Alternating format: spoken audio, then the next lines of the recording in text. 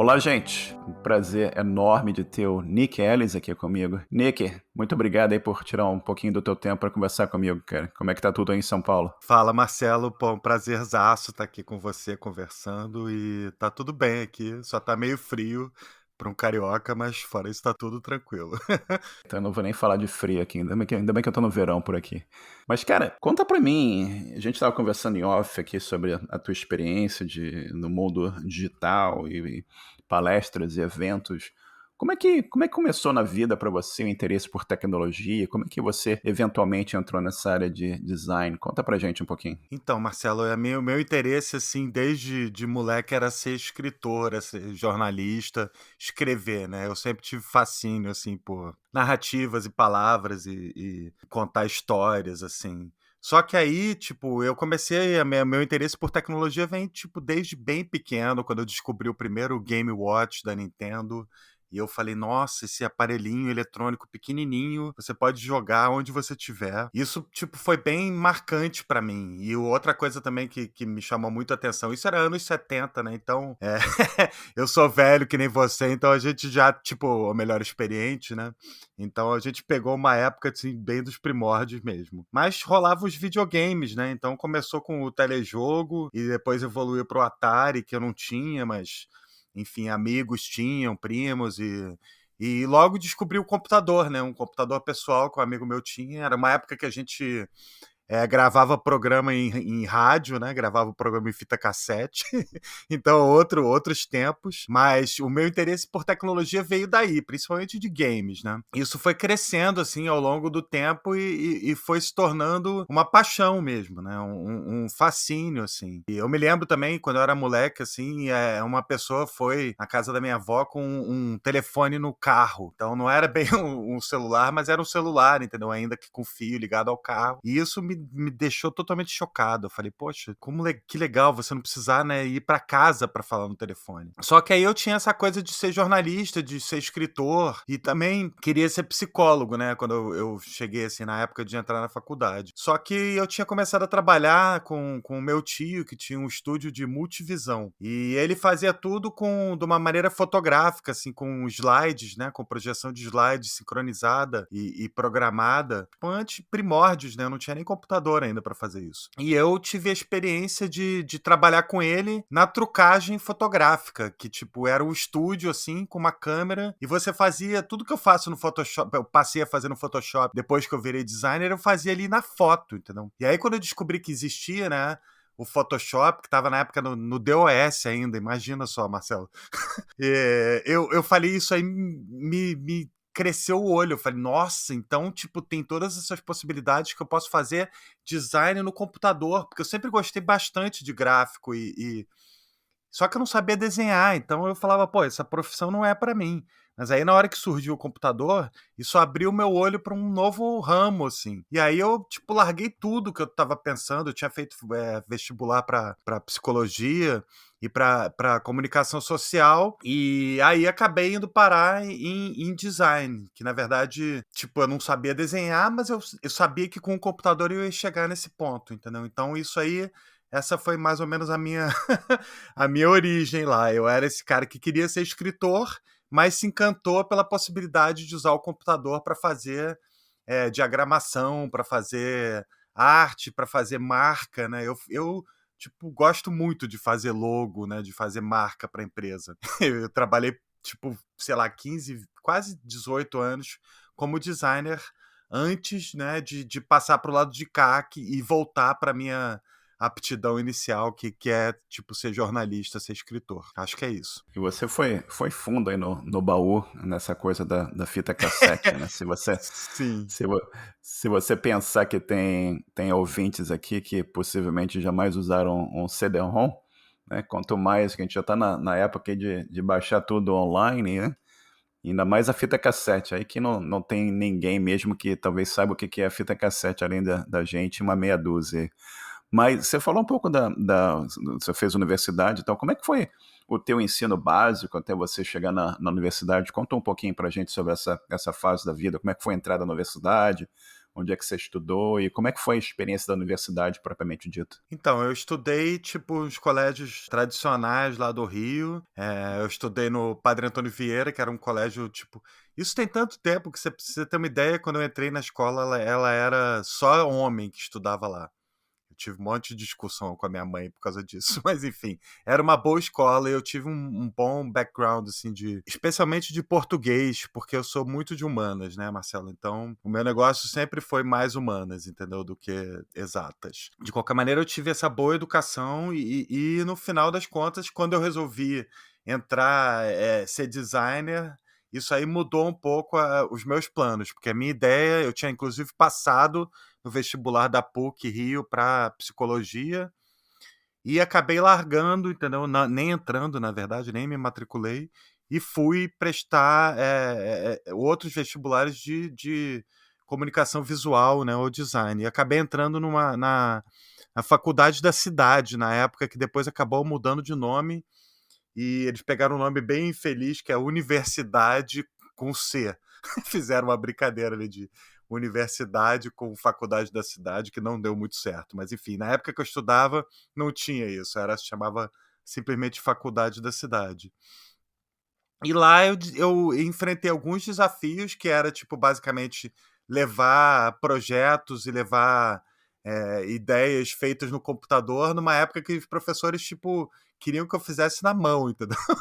Mas, entre idas e vindas, acabei conseguindo lá, tipo, o meu objetivo. E eu tava muito focado nessa época já no trabalho, entendeu? Já tava trabalhando com essa questão de trucagem fotográfica que eu te falei. E logo eu fui para agência de publicidade para diagramar folhetos publicitários, para diagramar revistas também. E, como eu te disse, fazer toda uma multitude de marcas para lançamentos, marcas para produtos. Eu gostava bastante disso. Tipo, eu falando agora, parece assim que eu tô falando de outra vida, sabe, Marcelo? Porque depois que a gente passa dos 50 anos, né, os mais jovens não sabem, mas é como se fossem duas vidas, assim, comprimidas numa só, entendeu? Então, eu tô lembrando aqui dos meus, sei lá, 17 já há 20 e poucos anos, e é outra pessoa, é outro mundo, assim, que eu vivia. Mas você sabe que 50 hoje é o novo 25, né, cara? Sabe disso, né? Porra, cara, eu tento pensar isso, mas eu fico pensando, porra, isso aí é wishful thinking, né? É ficar pensando positivo, é querer ver o mundo muito cor-de-rosa, que na verdade não é assim. Eu acho que 50 é os novos 35 no máximo, assim. Perfeito, tá tranquilo. Mais 10 aí, tu tá tranquilo, tô aceitando, então. Qualquer Mas, coisa e pra como é que gente foi? já é lucro, né, Marcelo?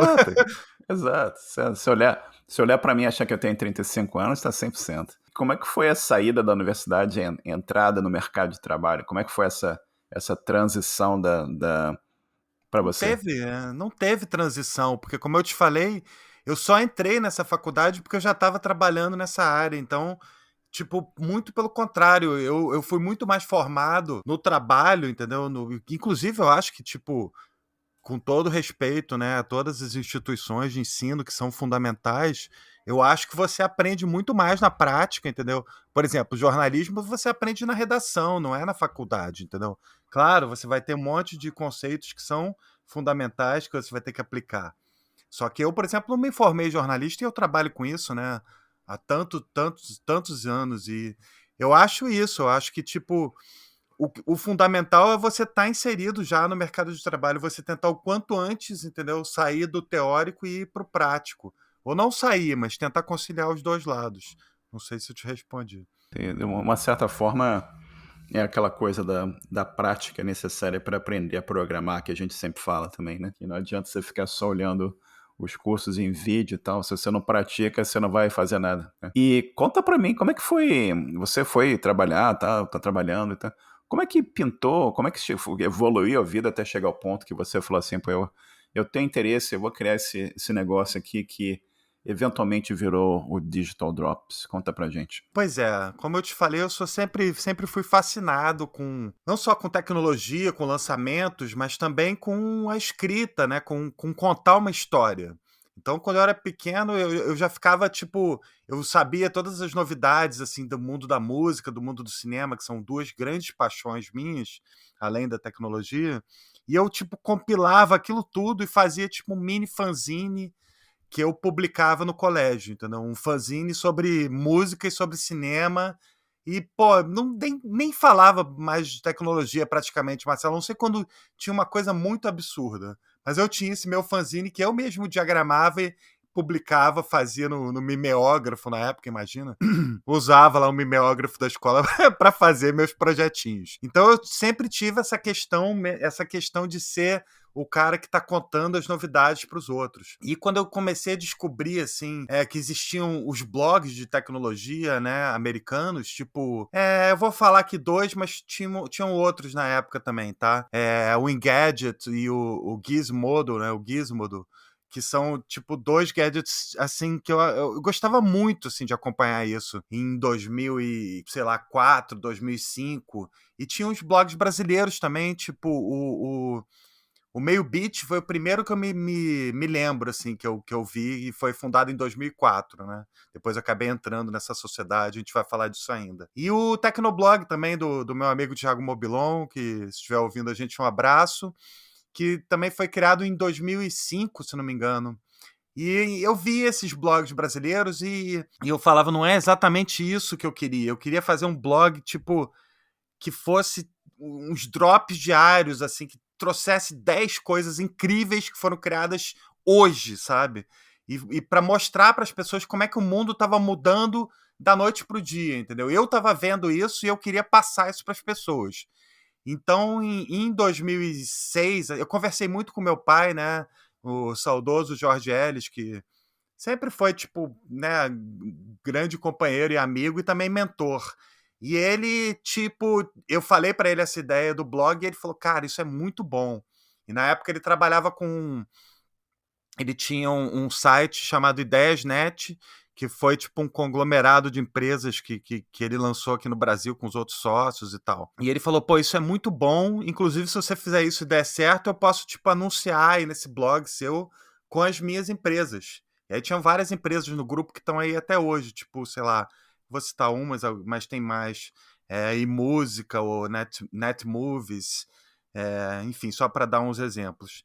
E aí, quando ele falou isso, eu falei, pô, beleza, porque eu sempre gostei muito dessa ideia, mas eu tinha essa mente comercial de querer não só passar as novidades, entendeu, Marcelo? Não só contar o que estava acontecendo, mas também ser remunerado por isso. Eu achava blog, até então, uma bobagem, porque eu ficava pensando que era tipo diarinho, entendeu?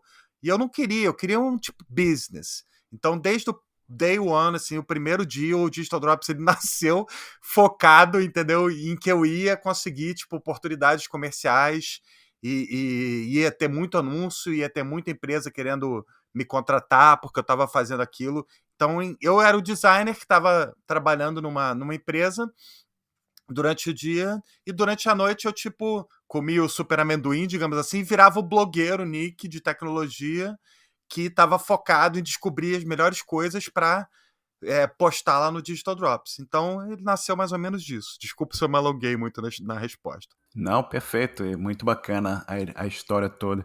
E como é que é a complexidade de você montar um blog desse nível, né? Que você não só você tem todo um ferramental que você vai ter que selecionar, você vai ter que pensar em onde é que você vai hospedar isso, como é que vai ser o suporte disso, como é que você vai manter o conteúdo, de onde é que vão vir as informações, você vai ter uma equipe, você vai trabalhar sozinho, como é que vai... Conta pra gente um pouco como é que foi esse trabalho, esse desenvolvimento e a complexidade associada a manter algo desse nível. Bom, se a gente está falando do Digital Drops ainda em 2006, tá? Isso aí tem muito tempo, né? Por exemplo, o meu filho mais velho nasceu em 2005 e o meu caçula nasceu em 2007. Eles estão, tipo, adolescentes aí hoje. Então, já é muito tempo. Mas a complexidade nesse momento era resolver como eu ia agregar as fontes, né, de notícias que eu já sabia, mas que é inviável você deixar isso num favoritos do browser e ir navegando site por site. Mas aí eu descobri uma coisa chamada RSS, né? E o RSS, tipo, mudou a minha vida, porque eu conseguia separar os diferentes veículos, né, que eram minhas fontes de informação por diferentes categorias, e essas categorias que faziam o site. Então, por exemplo, o Digital Drops no começo ele tinha categoria robôs, tinha categoria brinquedos, tinha categoria celulares, e aí eu dividia nessas categorias, já era o meu feed do saudoso e Google Reader, né, que depois acabou, hoje em dia eu uso o Feedly para isso, mas são basicamente, você consegue organizar o tema que você está buscando e as fontes de informação. E eu sempre fui rato de site japonês, site chinês. Lá no começo tinha bastante site japonês, hoje em dia é mais chinês. Mas de entrar em sites de fabricantes, entendeu? E sair fuçando mesmo para ver coisas. Porque, Marcelo, como tudo na vida, né? O importante aí é você dar a notícia antes, entendeu? Então, o que era a minha missão ali no começo com o Digital Drops? Era pegar uma matéria dessas antes do Engadget ter visto, por exemplo, postar no Digital Drops e mandar para eles. E falar, olha aqui o que eu postei. E aí o cara me linka, entendeu? Eu consegui isso com todos os sites que eu admirava lá no começo. Eles linkaram o Digital Drops, entendeu? Então isso aí é uma fonte de orgulho. No começo, assim, era eu mesmo produzindo 10 matérias por dia. E de lá para cá, o site teve vários autores, assim, convidados. Mas eu nunca, no Digital Drops, eu nunca paguei, assim, para ninguém escrever. Então, hoje em dia, quem escreve mais sou eu, e quando eu tenho tempo, mais o meu irmão, foi o que fundou comigo o blog de brinquedo, né, que é o nosso outro site. E conta pra gente, mudando um pouquinho daqui do tema blog, né? Mas contando sobre o Bark Camp no Rio de Janeiro. E como é que surgiu a ideia para esse evento e qual foi o impacto nisso na comunidade em geral? Você falou que foi um evento, foi um divisor de águas para a internet no Brasil, não é isso? Isso, porque nessa época tava rolando muito esses eventos tipo Barcamp, que são eventos abertos, né? Então você não tem um cronograma, você não tem convidados assim específicos para falar em horas marcadas. Não, você chega lá de manhã, cada um chega e tipo pode marcar a sua palestra num quadro, entendeu? Então isso eu vi isso acontecendo no resto do mundo e eu falava, nossa, eu tenho que trazer isso para o Rio, né? E aí começaram a surgir também os blog camps, né, que eram tipo mais focados em blog. Mas o Barcamp ele era tipo mais abrangente, não era só blog. Então qualquer coisa ligada à tecnologia, inclusive programação, estava aberto para esse tipo de conteúdo, entendeu? Então eu tive a ideia de fazer esse Barcamp Rio em 2007. Na verdade, eu tive a ideia em 2005, mas eu só consegui fazer ele, viabilizar ele em 2007. E para isso, eu convidei tipo todas as pessoas de tecnologia que eram tipo relevantes no Brasil naquela época, do Brasil inteiro, vieram para o Rio para participar do evento, porque era um puto evento na PUC Rio, entendeu? Eu consegui um mega auditório e outras tipo, sei lá, 5 salas nas quais tipo podiam rolar palestras. E eu falei, nossa, aqui vai rolar um evento perfeito, né? A gente só tinha que arrumar patrocinador. E aí eu conseguia, entendeu, conversando, negociando bastante lá com a empresa IdeiasNet também, que eu já te falei lá que meu pai era presidente, e consegui convencer eles de que isso era uma ótima maneira deles demonstrarem as empresas do grupo, né? E aí isso aí fechou 2 slots dos 6 slots de publicidade que eu tinha. Saí batalhando, consegui fechar os outros slots, juntei e fiz um evento, tipo, muito legal, no qual, tipo, todo mundo que ia no evento, eu fiz uma parceria com o Metrô Rio, que depois eu ia acabar trabalhando junto com eles, para a pessoa ganhar a entrada, para poder ir voltar para casa, entendeu? Com o Metrô Rio, tudo pago, tudo certinho. Consegui uma série de outras coisas também. E o evento foi muito legal porque teve esse marco de ser um divisor de águas, assim, na internet. Não diria nem na internet do Rio, mas na internet brazuca mesmo, né? Do Brasil inteiro, porque foi muito falado, estava todo mundo aqui, gerou muita discussão. Por exemplo, eu lembro de pessoas assim que são super influentes hoje, como a Patrícia Moura, que na época se chamava Miss Moura, que fez uma mega palestra sobre Orkut. O Marco Gomes, né? Eu lembro dele apresentando um projeto novo que foi o Bubox, imagina, numa das varandas lá da PUC. Então foi um evento que eu me orgulho muito assim de ter organizado e participado, e uma coisa que eu sinto falta até hoje de produzir esse tipo de evento, né? Quem sabe não volta isso na minha vida um dia, mas no momento eu tô com a mão cheia. E como é que foi a chegada até o Meio Beat? Como é que foi que você entrou e começou o trabalho com o Meio Beat? Então, o Meio Beat, eu fui convidado pelo Léo, que era o fundador do Meio Beat. Como eu disse, o Meio Beat era um site que eu admirava, assim, desde antes de eu criar o Digital Drops. Era um site que eu já entrava, já li os texto do Cardoso, texto, entendeu, do próprio Léo e outros autores. E ele me convidou para entrar porque ele viu que eu estava fazendo uma organização interessante no Digital Drops e ele me convidou para entrar na sociedade. Aí eu entrei com 15% da sociedade. Eu comprei a sociedade de um outro sócio que era advogado e os sócios dele do escritório de direito falaram para ele que ele tinha que vender a participação no site porque não estavam nada felizes com ele gastar o tempo dele com o site. Então eu comprei a participação desse amigo e entrei com 15%, e aí eu fiquei tipo de manager do Meio Beat por um bom tempo, larguei meu trabalho de designer e fui apostar nisso. E tentando conseguir parcerias, né, e patrocínios. E eu me lembro que eu fechei um acordo com o UOL, que foi nosso patrocinador durante anos e viabilizou o site durante, sei lá, 8 anos. Então, quando acabou esse acordo com o UOL, eu fiz um outro acordo com o Diário do Nordeste, que também manteve o site no ar mais uns 10 anos, até eu vender o site eventualmente. Então, tipo, eu gostei dessa área porque foi o primeiro momento que eu larguei. Eu já tinha sido designer, né, como te falei, por tantos anos em agência. Já tinha sido o jornalista, o produtor de conteúdo. Mas quando eu entrei no Meio Beat, eu tive a chance de ser o cara do business mesmo, que está negociando contratos e está buscando viabilizar o site, né? Oportunidades comerciais. Então, eu gostei bastante desse desafio, né, nesse momento. Lembrando que o Meio Beat ele ficou na minha vida até eu vender em 2018. Então, tudo que eu falar daqui para frente, até essa fase aí, foi intercalado com o Meio Beat também. Eu e você, a gente tem, vamos dizer, assim, antiguidade suficiente para lembrar da época que se comprava jornal na banca de jornal, né, cara? E você tinha. Lembra do jornal Balcão? Que você colocava anúncio no jornal Balcão lá, aquela. Acho que era semanal, não me lembro qual era a frequência do Nossa, jornal, vem aquele monte de anúncios, gente lembro vendendo um monte de coisa. perfeitamente.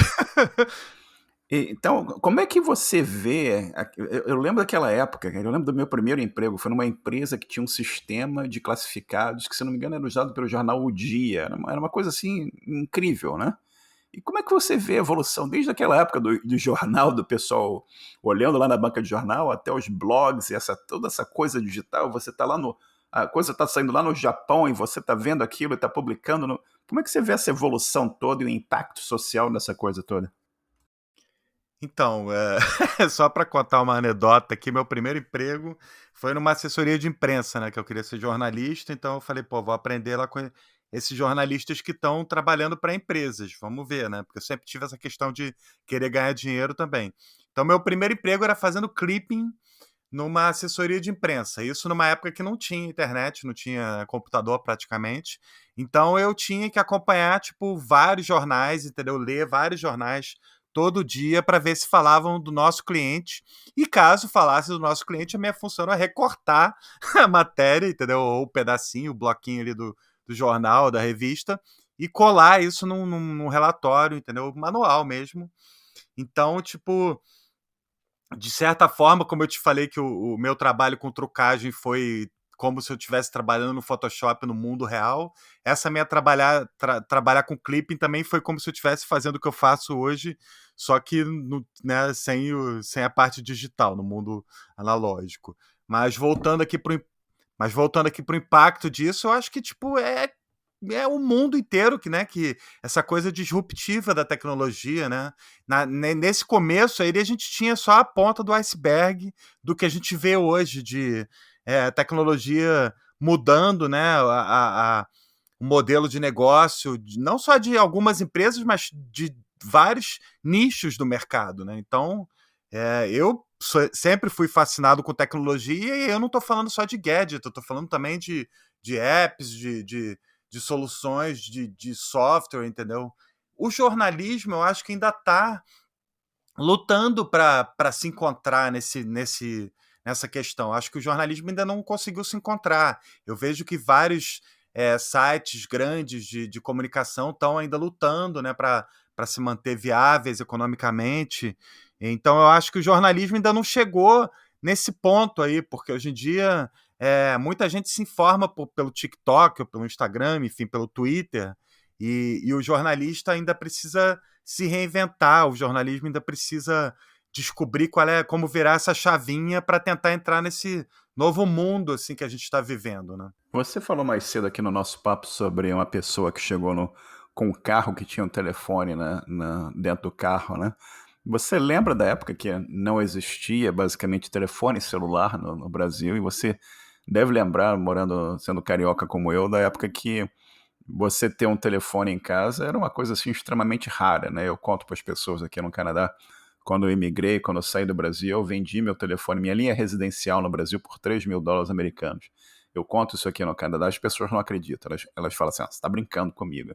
Lembra dessa época e faz uma análise aqui para a gente rápida da evolução da comunicação, do impacto da internet e isso tudo que você está falando para a gente, não só o jornalismo, mas esses eventos, a divulgação da informação, o acesso à informação, o impacto social. Fala um pouquinho para a gente sobre isso, como é que você vê isso? Então, eu acho que, tipo, é maravilhoso. Eu vejo isso de uma forma extremamente otimista. Eu sempre fui uma pessoa otimista, e por mais que a gente tenha vários exemplos nos anos recentes de ver como a tecnologia e algoritmos foram usados assim para mudar o mundo para pior, eu sigo acreditando que não, que tipo, isso aí que foi a exceção, o ponto fora da curva. A tecnologia ela tá aí para ajudar a gente. Então a evolução que a gente teve lá desse momento que eu estava te contando agora mesmo, 2005, 2006, quando eu fiz o meu site, até hoje, é uma coisa absurda. Em 2007, né, a gente teve o lançamento do iPhone, que muita gente ridicularizou no começo, mas que foi um dispositivo que mudou a vida das pessoas. Hoje em dia você tem acesso a qualquer informação na ponta dos dedos, o tempo inteiro, com você, onde você estiver. E isso eu acho que é uma coisa que tem o potencial, né? Não só tem o potencial, mas já transformou a vida das pessoas. Você simplesmente não está mais preso num mundo em que isso era privilégio de alguns que poderiam bancar um computador. Não, é claro que a gente preferia que o Brasil fosse um país que tivesse muito mais computadores nas casas, né? Existe um caminho imenso assim social para a gente percorrer, um desafio gigantesco, né? Que você mesmo estava me contando aqui no nosso papo antes de começar a gravar, de doação de computadores. Existem muitas pessoas que estão pensando nisso, que estão tentando ajudar os outros, mas de qualquer maneira eu acho que sem a tecnologia a gente estaria numa situação muito pior, entendeu? Imagina sem a tecnologia como a campanha anti-vacina, né, de alguns teria sido mais nociva se as pessoas não tivessem também o acesso à informação, se isso só chegasse pela televisão, entendeu? Pelas formas de governo, assim, enfim. Eu sou um eterno otimista, assim, de que a tecnologia vai nos ajudar eu sou fã de Star Trek, né? Nós somos. Então eu acredito muito num mundo assim, onde as pessoas teriam uma renda básica, poderiam se preocupar só em ser produtivas e criativas, sem se preocupar em só ficar pagando as contas. Eu acredito muito num mundo melhor, e eu acho que isso necessariamente passa pela tecnologia, apesar de tudo que a gente tem visto nos últimos anos de ruim que aconteceu realmente com Cambridge Analytica, né, Facebook sendo usado para manipular a eleição, enfim. É complexo, mas eu ainda sou otimista. E realmente o impacto da tecnologia em tudo é incrível, né? Enquanto você estava falando aqui, eu estava pensando na época que a gente ainda ia para a rua para passar o táxi, você botar o dedinho lá para o táxi parar, né? Sim, pois é. E o 5G, né?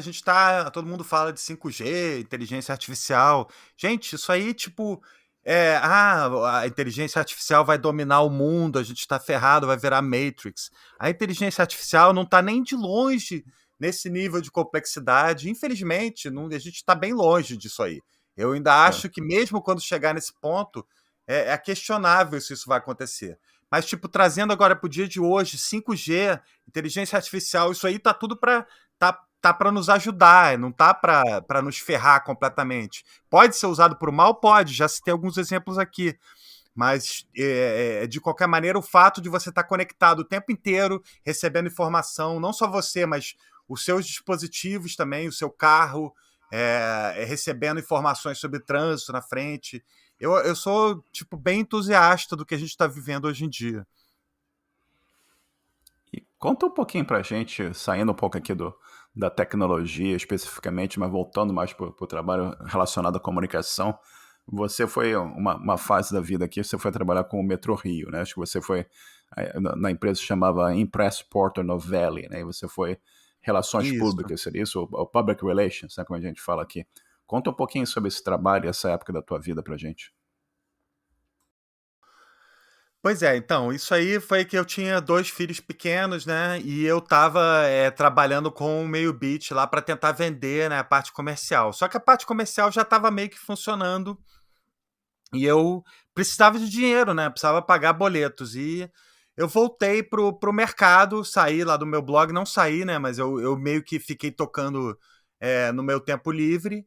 Já estava tudo mais ou menos que esquematizado, eu tinha um grande acordo comercial que pagava os autores escreviam, e basicamente a minha vida no meio beat era organizar isso, entendeu? Preparar pautas e o pessoal escrevia. Desculpa.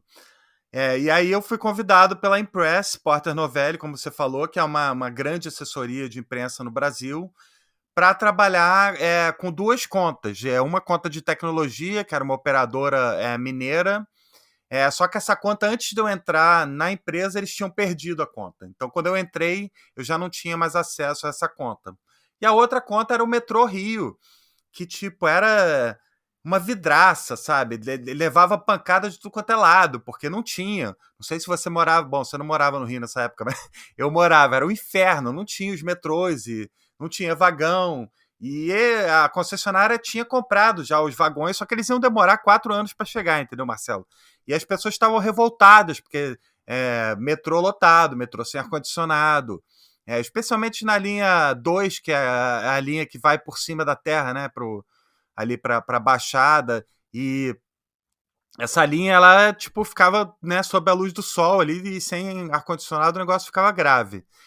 E eu fui, tipo, a primeira coisa que eu fiz foi tentar entender, né, o que estava acontecendo, quais eram os problemas da operação, e eu fui tentar decifrar isso para tentar pensar numa solução para as pessoas pararem de xingar a gente no Twitter, basicamente. A gente fez um blog, fez um Facebook, fez um Twitter, mas as interações eram todas no Twitter, então era lá que era o nosso foco para ser resolvido. Não adiantava, tipo, tudo que a gente fazia de proativo, assim, sabe?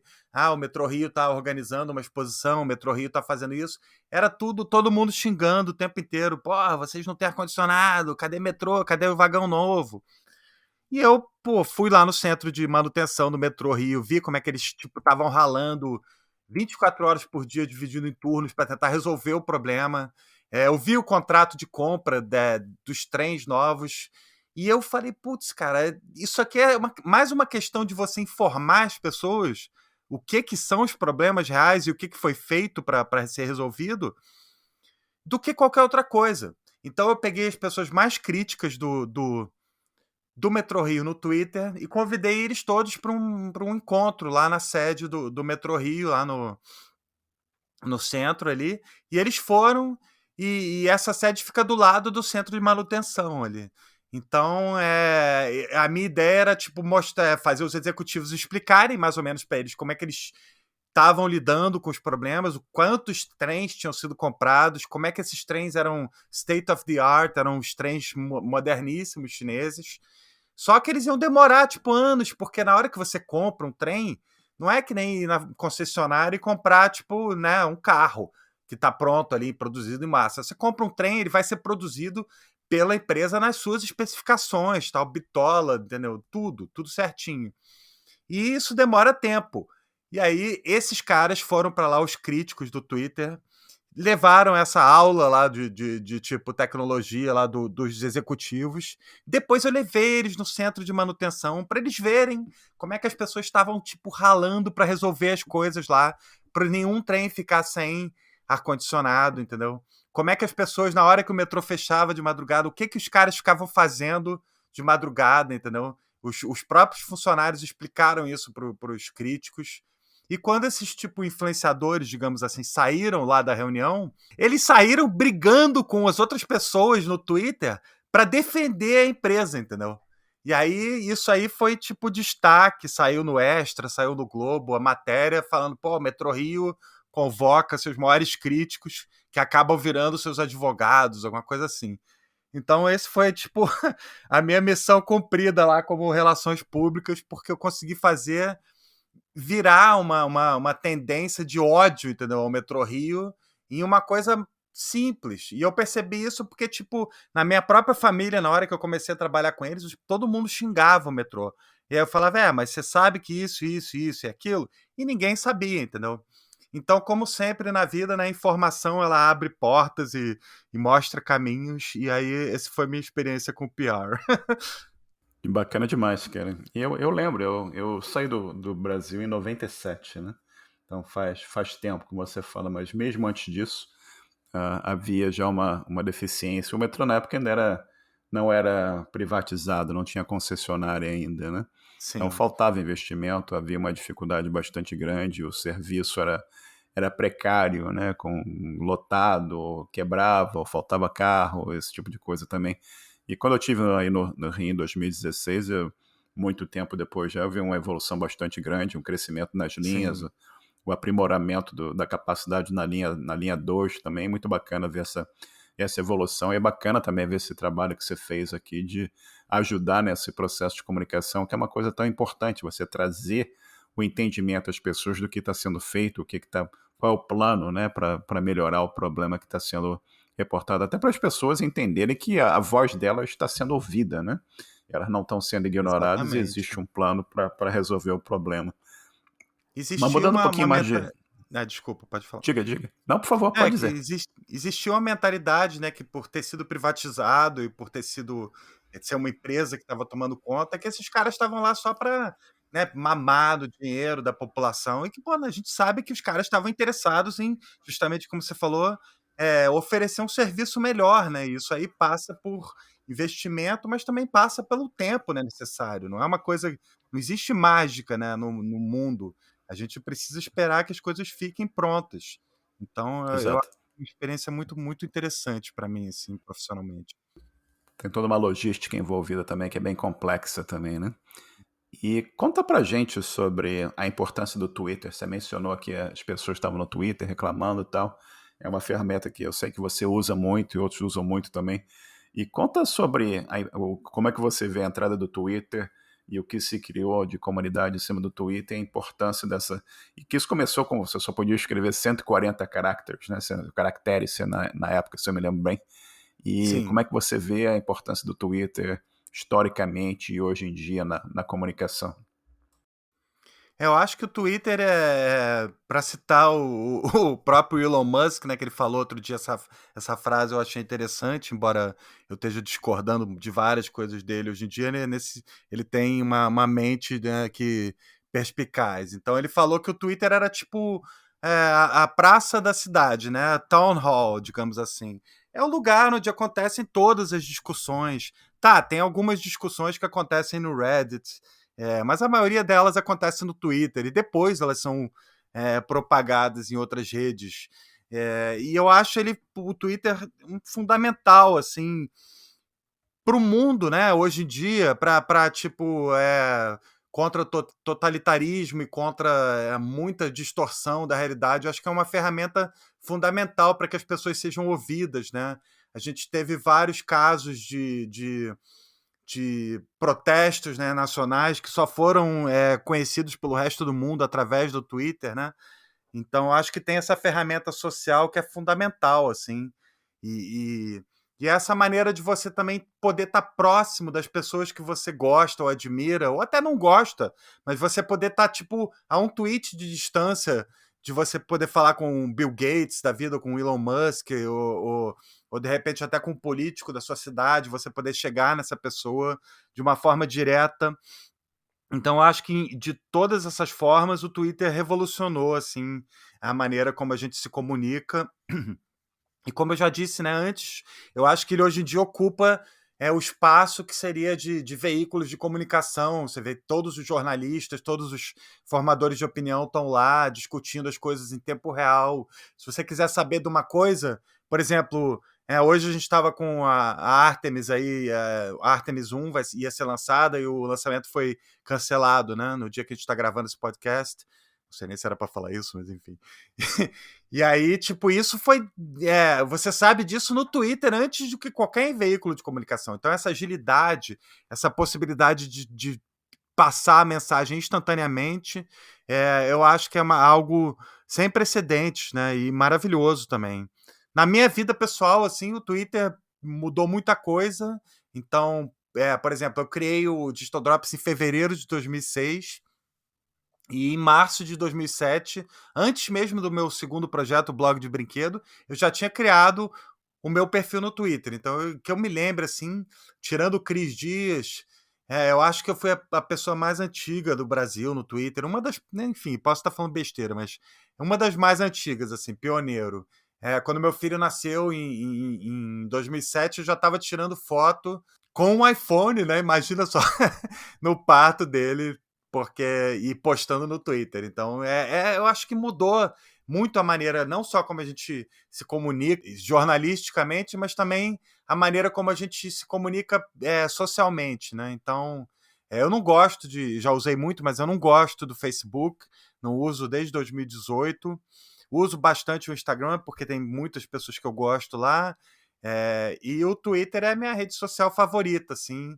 E também uso muito o Reddit, mas mais como ferramenta profissional também. O Twitter e o Reddit, eles também ocupam um espaço que o Feedly, né, o leitor de RSS, eu te falei, na hora de criar as minhas pautas, né, de pensar no que eu vou falar, o que eu vou comunicar lá no meu site, no site que eu trabalho. Eu acho que essas ferramentas, elas ocupam espaços, assim, do mesmo peso, digamos assim. Então, as redes sociais hoje em dia, elas são usadas para informar também. Não é mais só redes sociais, são redes jornalísticas também. O termo ficou datado. Você foi eleito pela revista Pix como o Geek do Ano, né? Como é que foi isso? Sim, porque em determinado momento, né, eu era o cara da tecnologia, assim, que estava falando de tecnologia, né, no dia a dia, seja no Digital Drops ou no Meio Beat, ou no Tech Tudo, né, que era um projeto que eu já estava em 2010, assim, um projeto que eu fiz, que depois a gente vai falar. Mas nessa época eu fui lembrado aí pela revista Pix, né, pelos queridos lá da revista Pix, e como geek do ano, porque eu era aquela pessoa que quando encontrava com os outros em eventos, tipo Campus Party da vida, eu era aquele cara que tava com a mochila cheia de aparelhos, entendeu? Mais novos. Eu era o cara que, tipo, um mês depois do lançamento do iPhone, eu tinha um iPhone já aqui no Brasil. É, eu me lembro de discutir com meu pai, ele falando, esse negócio aí não vai pegar, nunca, não sei o que ela vai pegar, olha só, isso aqui é o futuro, esses telefones corporativos aí que todo mundo gosta vão entrar no caminho do dinossauro, vão entrar em extinção. E esse negócio de encostar na tela, de fazer tudo com tela multitouch vai mudar tudo. Então eu sempre fui esse arauto da tecnologia, esse profeta da tecnologia, esse cara que tá falando, poxa, a tecnologia vai mudar a nossa vida, né? E mudou mesmo, então eu não tava falando exagero nenhum, não tava sendo...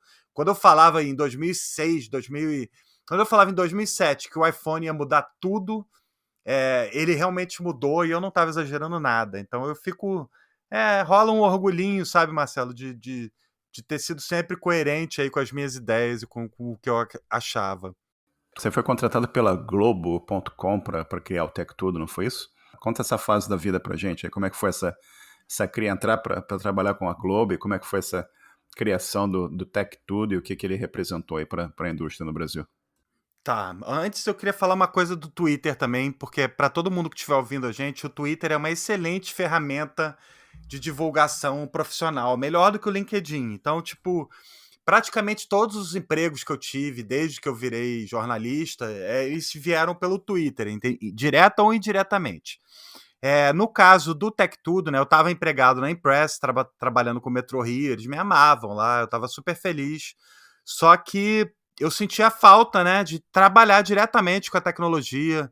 Eu recebia já nessa época produtos de empresas para ser testados no Digital Drops e fazer review. E eu sentia falta de trabalhar com isso, né?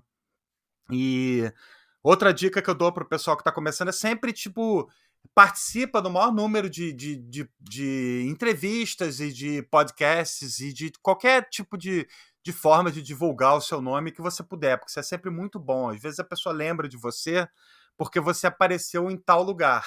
Eu fui convidado pela revista de domingo do Jornal Globo para fazer uma matéria, né? Que era tipo 2 cafés e a conta, mas na época eu não bebia muito café, então eu tava numa época que eu tava tentando evitar beber o café, então eu fiz 2 chopes e a conta. E era basicamente conversando com o jornalista sobre, contando, né, minha trajetória até ali, naquele momento, né, que ainda tava no meio do caminho, digamos assim. Mas, tipo, um cara que eu conhecia, que profissionalmente já, e que foi o criador do G1, entendeu? Foi um cara incrível, assim, profissionalmente, criador do IBEST. Ele leu essa matéria na revista lá do Globo e me convidou para uma entrevista para ser o editor-chefe de um novo site que eles estavam lançando lá na Globo.com, que eles iam lançar em 6 meses.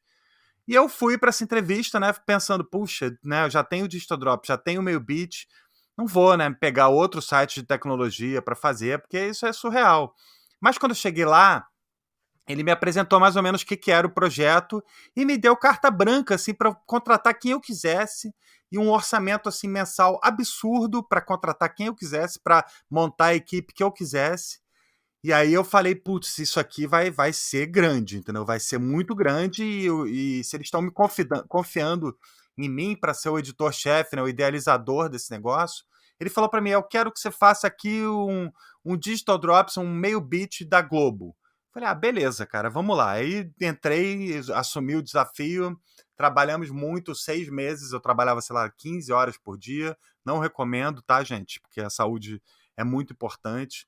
Mas enfim, eu botei minha saúde na balança ali e falei, não, agora eu tenho que fazer esse negócio sair do ar, entendeu? E era tipo consertar o motor de um avião em voo, entendeu? Não dava pra gente posar, era tipo, na hora que lançasse, estava lançado. E aí era manter.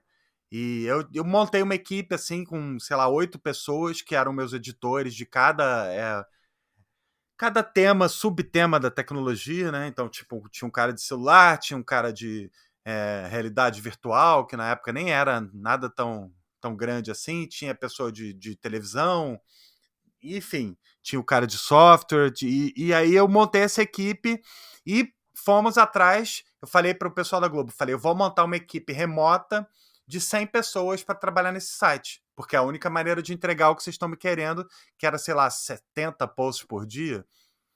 E aí eles falaram, não, não, tem que ser todo mundo contratado, porque a gente não pode fazer, porque juridicamente não é aceito se a pessoa está fazendo isso remotamente. Aí eu falei, pô, como não é aceito aí? Vocês são a Globo. Aí eu pedi uma reunião com o pessoal do jurídico, fui no pessoal do jurídico, falei, olha, gente, eu quero uma maneira de que na hora que o cara clicar, enviar para revisão lá no WordPress, que não era o WordPress, era tipo um sistema da Globo, né? Depois é que virou WordPress. Mas na hora que você clicar em enviar para produção, o cara vai estar dando o aceite no contrato lá nos termos e a gente está juridicamente protegido para não ser processado, entendeu?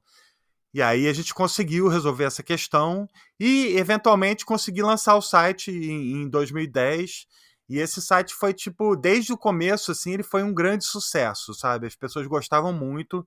Era uma questão de o conceito que a gente bolou para o site era a tecnologia descomplicada. Então a gente queria tipo traduzir em português e não só em português, mas traduzir em termos compreensíveis para o usuário geral, é, coisas tecnologicamente avançadas, entendeu? Então a ideia sempre foi fazer muita dica tutorial, fazer muito how-to, entendeu? Ensinar bastante as pessoas a usarem a ferramenta. E foi um projeto extremamente bem sucedido. Eu fiquei como editor-chefe cerca de 1 ano e meio, quase 2 anos. Depois eu virei correspondente internacional, tipo, eu ia em todos os eventos para fazer a cobertura para o Tech Tudo. E também fazendo networking da Globo.com e do Tech Tudo com as empresas de tecnologia, que eu sempre tive uma amizade muito grande com assessores e marcas de tecnologia, né? Tipo, é uma coisa que eu não te falei, sempre desde, sei lá, do começo, eu tô sempre viajando para eventos. Então eu fui para Taiwan, para Computex umas 5 vezes. Eu fui para Las Vegas na CES 6 vezes. E basicamente conheci várias partes do mundo que eu nem conhecia só por causa de eventos de tecnologia, entendeu? Então, o Tech Tudo foi uma missão assim dificílima, mas foi super bem sucedida. Eu saí da empresa em 2013, mas o site continuou crescendo, entrou pessoas muito capazes depois de mim, e hoje em dia ele é o site número 1 de tecnologia do Brasil, então tipo, eu tenho muito orgulho de ter sido o idealizador desse projeto. Bacana demais, cara. Sensacional. E como é que foi? Você mencionou anteriormente outro projeto, blog de brinquedo. Conta um pouquinho sobre esse projeto pra gente também. Então, pois é, o Dado, né, o Dado Ellis, que é o meu irmão, o Jorge Eduardo Júnior, ele ele teve a ideia da gente tipo, transformar uma das categorias mais especiais do Digital Drops em um site à parte. Então a gente fazia essa categoria de brinquedo desde o começo do site, lá em 2006, e ela, tipo, sempre fazia muito sucesso de público. Então ele teve a ideia de a gente fazer esse site, e eu pensei esse nome blog de brinquedo porque é uma brincadeira entre ser um site e também ser tipo um relógio, um revólver de brinquedo, sabe? Alguma coisa assim que você fala de brinquedo. Esse site, né, o meu avô falava que todo discípulo, a meta de todo discípulo é superar seu mestre, né? E o blog de brinquedo, ele superou o Digital Drops, assim, em termos de audiência e até em termos de carinho mesmo do público, porque ele é bem mais acessado que o site hoje em dia.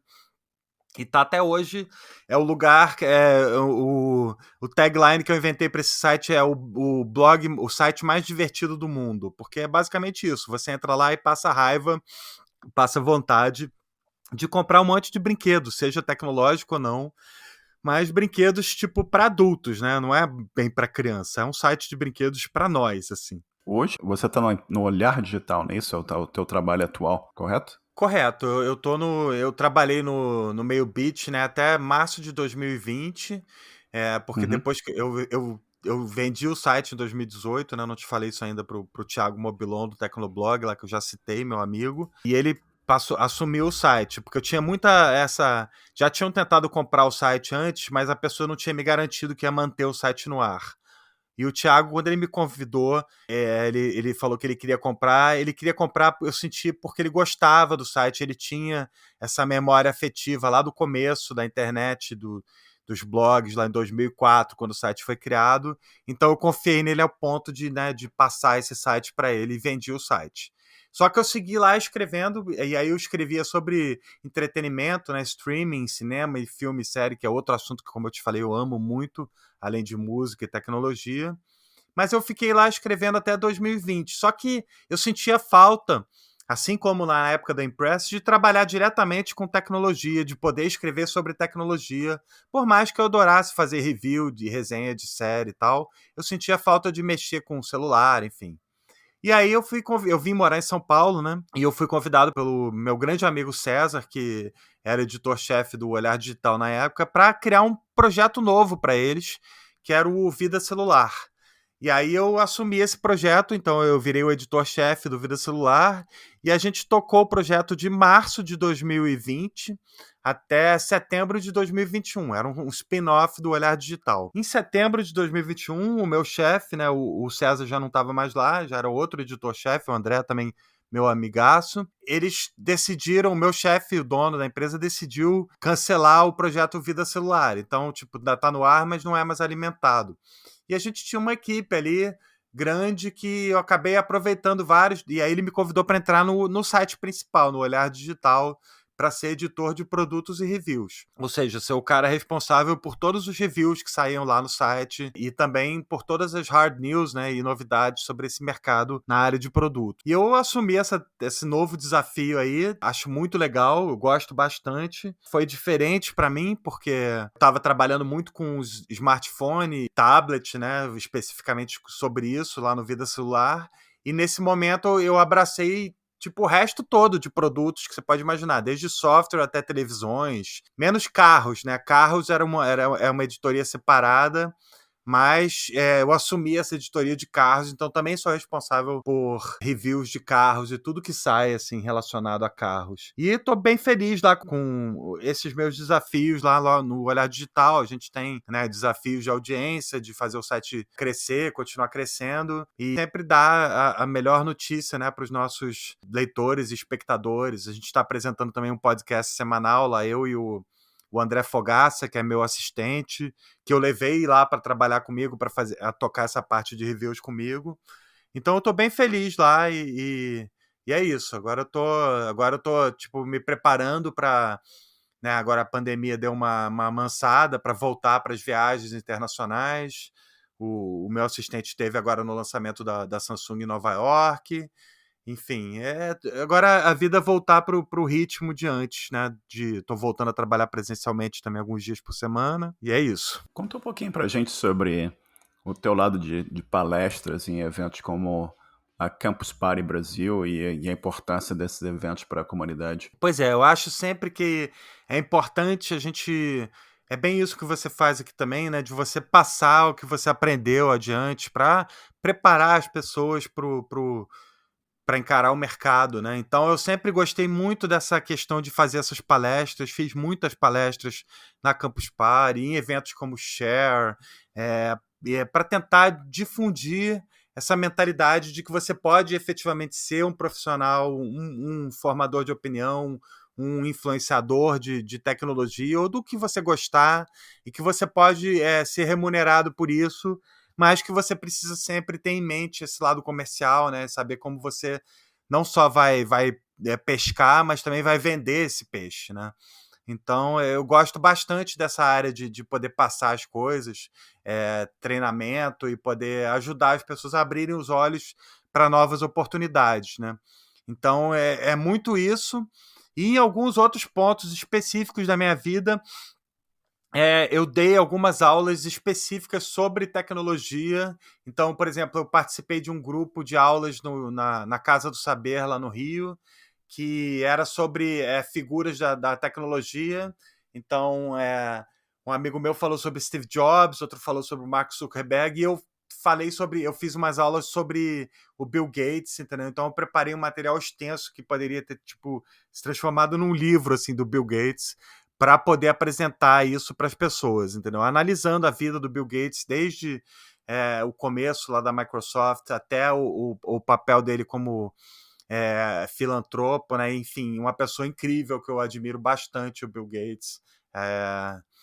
Então foi um prazer assim mergulhar na vida dele para poder resumir a vida dele em aulas para as pessoas na Casa do Saber. Então eu gosto muito dessa questão de tentar passar o que a gente aprendeu, né, de ensinar. Eu poderia tranquilamente ter sido professor, e me sinto muito à vontade e muito feliz nesse papel de poder tentar passar o que eu aprendi para os outros. Hoje em dia eu faço bastante isso treinando estagiários, né, lá no Olhar Digital, e é sempre um prazer esse tipo de contato. O que você admira na área de tecnologia que não é o que você trabalha hoje, mas que você gostaria de eventualmente trabalhar com esse tipo de tecnologia e por quê? Bom, em primeiro lugar, eu queria compartilhar com você um arrependimento.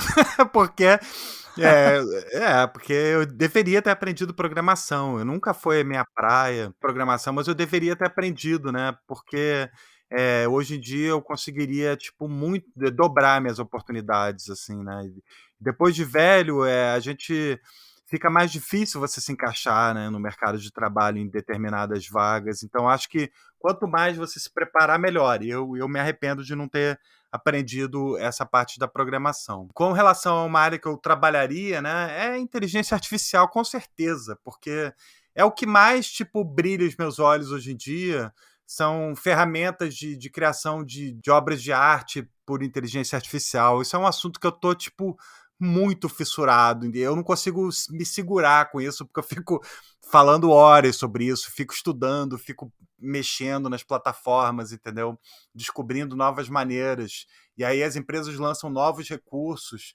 E eu tô vislumbrando um momento em que não só você vai criar imagens estáticas, mas você também vai criar animações, você vai criar verdadeiras narrativas. E aí volta um pouco aquele meu lado lá que eu te falei de criança, de storyteller, de repente querer contar histórias. E eu nunca fui um desenhista, mas de repente hoje em dia você já tem a possibilidade. Tem gente já fazendo jogos com imagens feitas pelo Midjourney, que é um app de criação de arte por inteligência artificial. Tem empresas criando, tipo, filmes, narrativas, obras de quadrinhos, sabe? Com esse tipo de ferramenta. Então eu tô muito empolgado com esse tipo de coisa. Eu acho que a gente só começou a arranhar a superfície do que vem por aí em termos de inteligência artificial. Eu não tenho medo nenhum, assim, da gente ser dominado pelas máquinas, mas eu acho que elas vão ajudar a gente muito a resolver muitos e muitos problemas, tipo, reais no nosso mundo e ajudar a gente a encontrar caminhos para sermos mais felizes, né, Marcelo? Porque o que importa na vida é a gente ser feliz e realizado, enfim.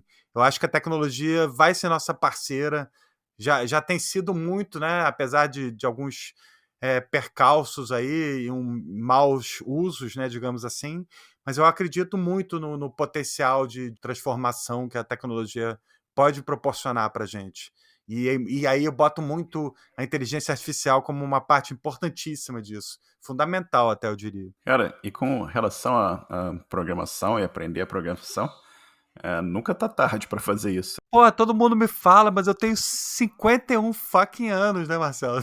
Eu já me achava velho lá com 35, quando nasceu meu primeiro filho, entendeu? Então eu ouço isso, mas eu não sei direito por onde começar, entendeu? Depois a gente conversa, você me dá umas dicas, mas eu tenho essa vontade sim, até por você não depender dos outros, né? Várias vezes na minha vida eu tive ideias, assim, para apps, entendeu? Que eu acabei nunca tirando do papel porque eu não sabia como fazer, né?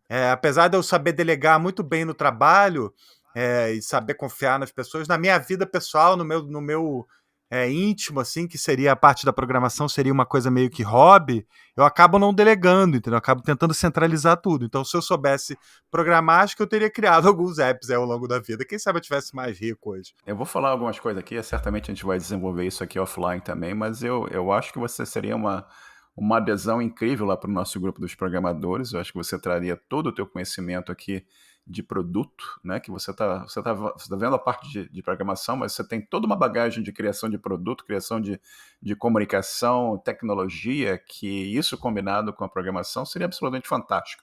Então a gente tem toda uma comunidade lá que está tentando aprender a programar e você poderia trazer toda uma visão de como é Nossa. que eles podem transformar apps e como é que eles podem transformar programas em geral e serviços em geral em coisas que vão ter um impacto social, em coisas que vão ser produtos efetivos que, como você falou, vão ajudar a aumentar a felicidade das pessoas. Então eu vejo esse caminho aqui bastante interessante. Eu vou explorar isso offline com você também, entendeu? Eu vou Não, encher o seu saco um tranquilo. pouco aqui.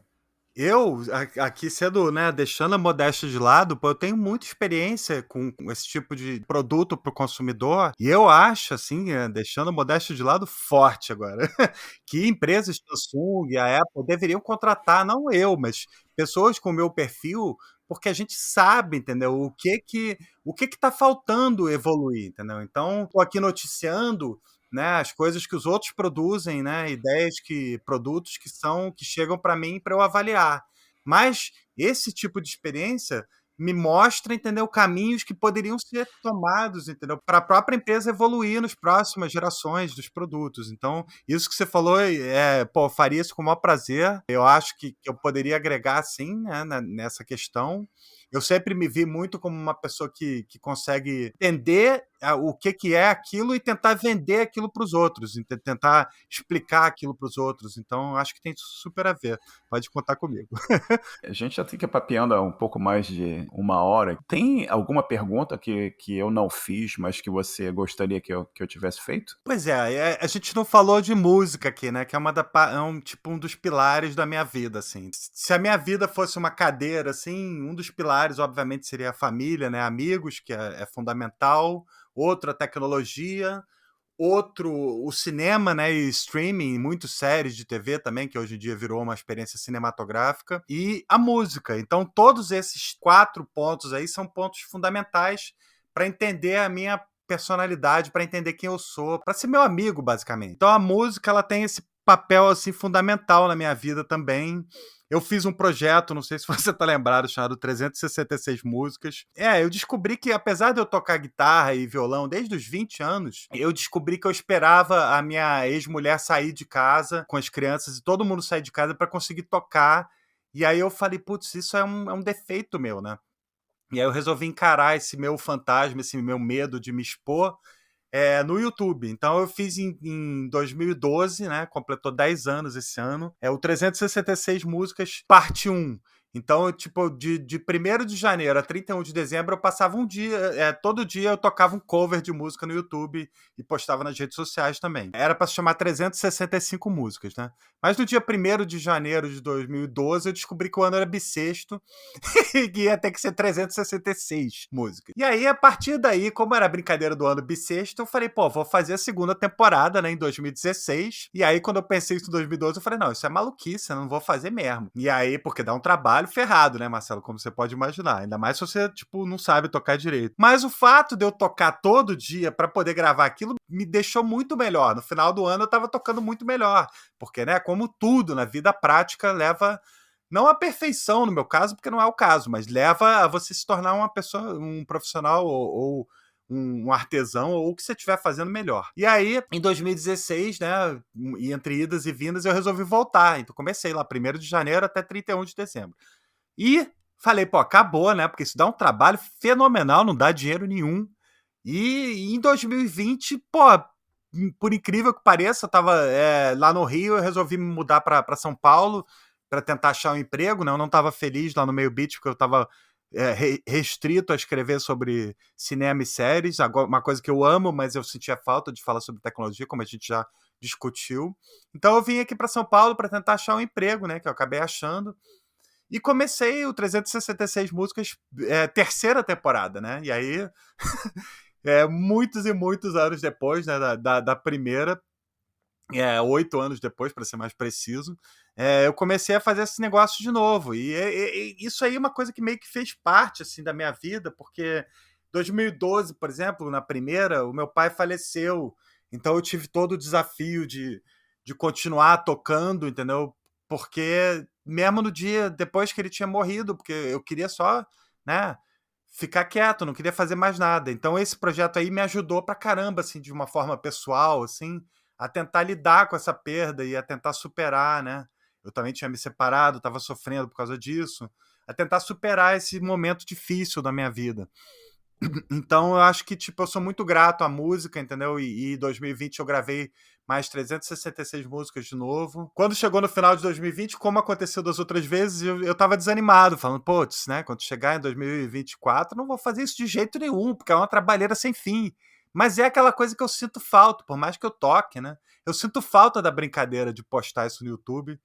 Então eu acho que, tipo, apesar de não ser, isso é totalmente hobby, tá? Não tem fim comercial, nem de ganhar dinheiro, nem nada, nem de ser um grande músico, um grande artista. Não, é só diversão pessoal. Mas é uma coisa que, tipo, me agrada. E como eu viajo muito, como eu te falei, tipo, eventos de tecnologia, eu gravei música em Taiwan, gravei música no aeroporto em Houston, gravei música, tipo, em Londres, em vários lugares, ao longo da minha vida, nesses anos bissextos que eu fiz esse projeto.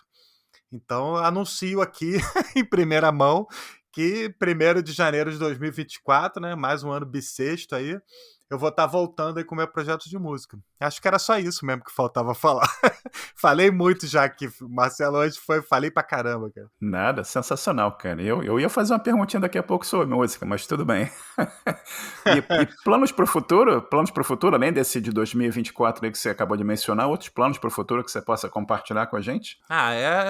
Seguir o meu trabalho, né? Fazendo cobertura de eventos, viajando, fazendo meus reviews cada vez melhor lá no Olhar Digital. E acho que é isso, basicamente é isso. Time que tá ganhando não se mexe, vamos tocar a vida, entendeu? E ser feliz, cada vez mais tentar ser feliz. Durante muito tempo na minha vida, eu fiquei questionando se eu tava feliz, se eu não tava, entendeu? Quando a vida, às vezes, é você pensar menos nisso e tentar só viver mais e aproveitar as coisas, curtir sua vida, curtir sua família, curtir seus filhos, porque o tempo, né, que passa vai embora e trabalho não é tudo. Então, saber dosar, assim, Meus planos para o futuro é isso, é ser um profissional cada vez melhor, cada vez mais capaz e mais incrível, poder ajudar as empresas que eu trabalho, poder ser uma pessoa que agrega, né, e não dificulta as coisas, e tentar equilibrar isso com a alegria de viver, um sentimento de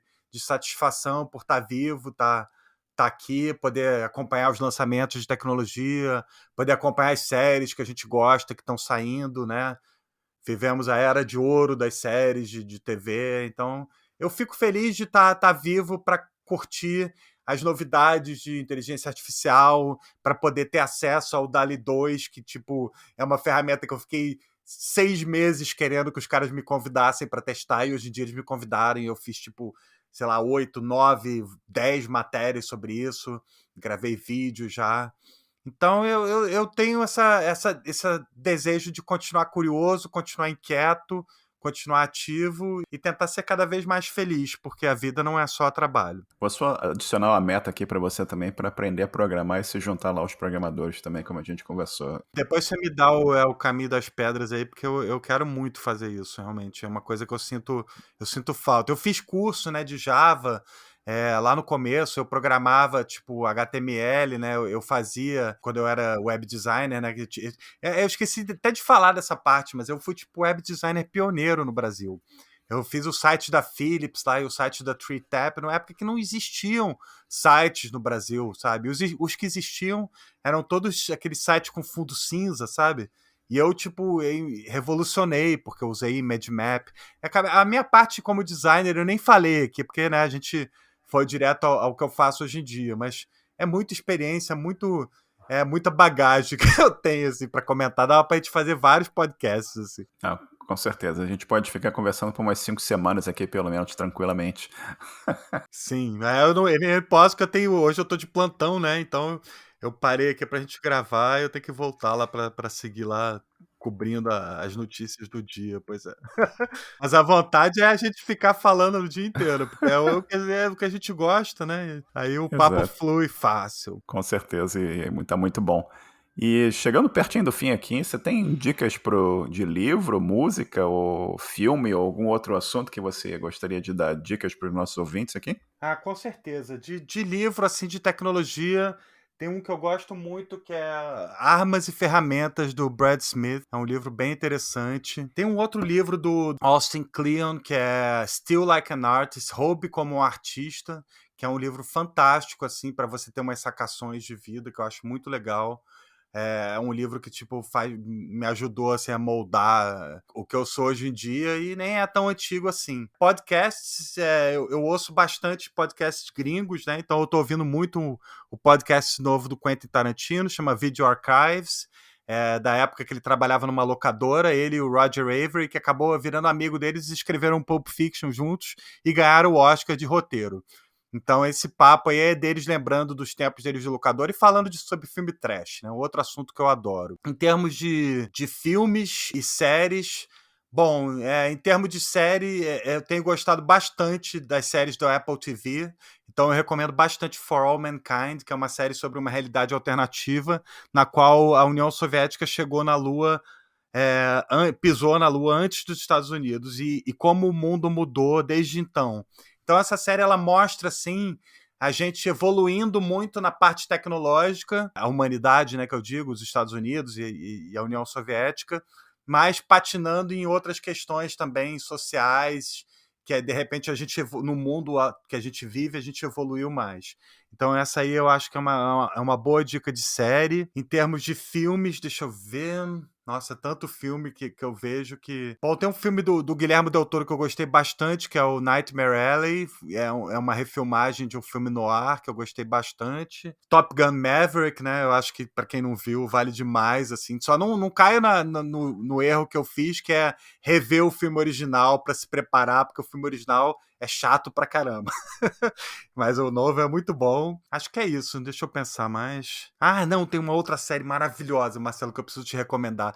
Pra quem é fã de Poderoso Chefão, tem uma série chamada Oferta, The Offer, que é uma série que conta os bastidores da gravação do Poderoso Chefão, né, original, lá nos anos 70, com o Coppola e o produtor, o Al Rudd. Então, essa série, assim, pra quem gosta de Poderoso Chefão e pra quem gosta de cinema, assim, que nem eu, que sou fissurado em cinema, é uma série, assim, fundamental. E ninguém fala muito dessa série, então acho que vale a pena a gente lembrar dela. Acho que é isso. Excelentes dicas, cara. E esse For All Mankind é sensacional. Nossa, Realmente, essa... Você já assistiu a terceira temporada, já? Já assisti tudo e tô aqui fissurado pro ano que vem, quando eles vão lançar a próxima. Essa aí eu vou vendo, tipo, no dia que sai, sabe? Na hora que sai. Inclusive, nessa temporada tem umas coisas muito legais que são uns mini episódios extras que uma das atrizes da série, né?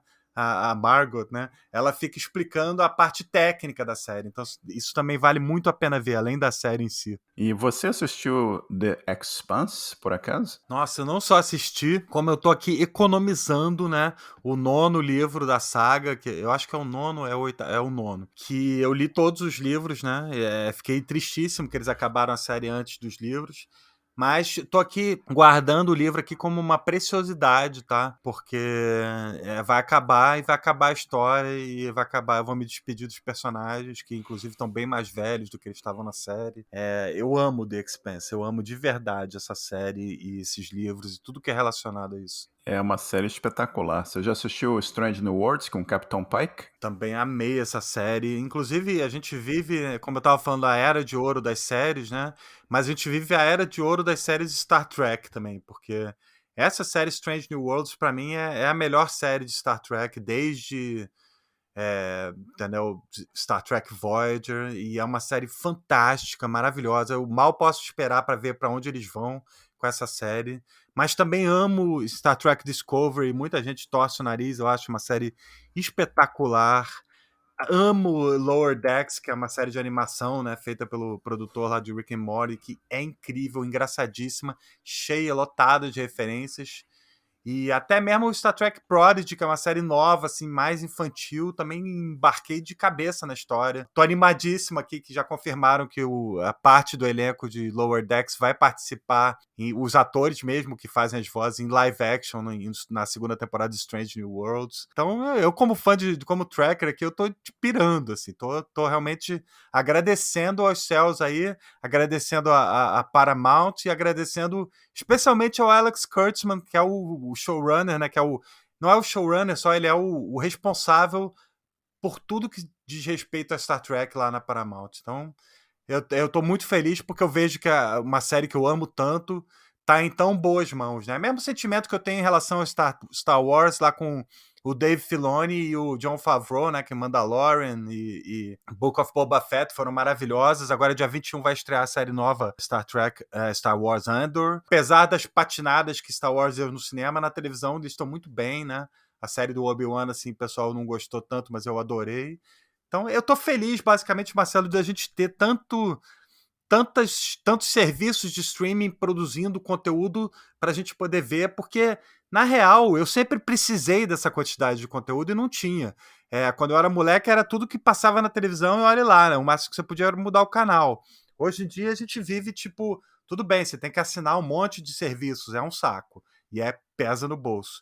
Mas também é tão bom você poder assistir a série que você quiser, no momento que você quiser, on demand, né? Tipo, é tudo que eu sempre sonhei quando eu era moleque, assim. Então eu tô feliz, tanto com a parte tecnológica quanto com a oferta de conteúdo, e eu acho que isso vai crescer cada vez mais, né? E especialmente para fãs da cultura geek, nerd, né? Que nem a gente. Não gosto de falar nerd porque o termo deu uma desvirtuada, mas basicamente para explicar, a cultura geek e a cultura nerd, tipo, estão na moda, estão viraram mainstream. Então a gente tem, tipo, séries com investimentos milionários, né, que trazem mundos que a gente só podia imaginar para a realidade. Então tá muito divertido esse momento atual do entretenimento. E você quer divulgar alguma informação para contato, rede social, alguma outra coisa que você quer mencionar aqui? Ah, sim, pode me seguir lá no @Niqueles no Instagram, no Twitter, né? Também tem o @blog de brinquedo, Instagram e Twitter.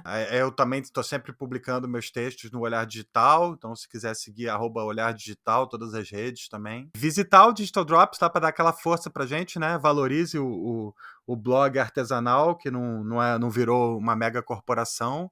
o blog de brinquedo e o Digital Drop são feitos artesanalmente, com muito amor e carinho, para passar as novidades para as pessoas diariamente. Então, quem puder prestigiar, eu vou ficar super feliz. E o Nick, eu queria tirar aqui novamente um segundinho para te agradecer. Para você já são aí quase 3 horas da tarde no Brasil. A gente está falando aqui há quase 1 hora e meia. E como eu disse, a gente poderia falar aqui por 5 semanas e ia ter assunto para falar.